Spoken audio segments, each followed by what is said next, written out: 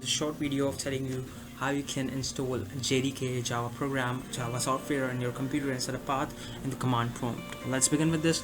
Okay, let's begin with this stuff.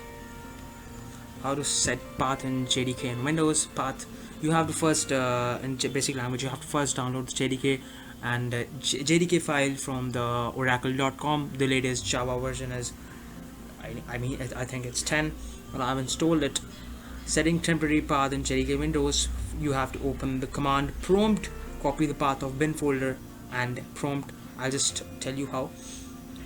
Okay, for example, go to my computer properties. It says like this: go to properties, go to the advanced system settings, click on the environmental variable.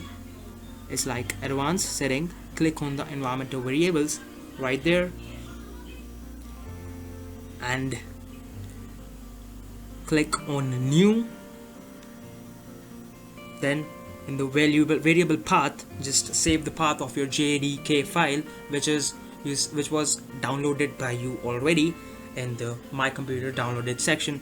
Copy that path and paste it there and copy address. Now how you can copy address of your JDK file: local disk C, program files, Java, JDK and bin. Copy this address and just paste it over here and you got that CMD like this.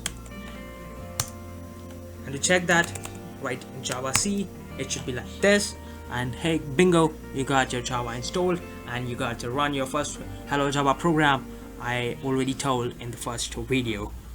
Goodbye.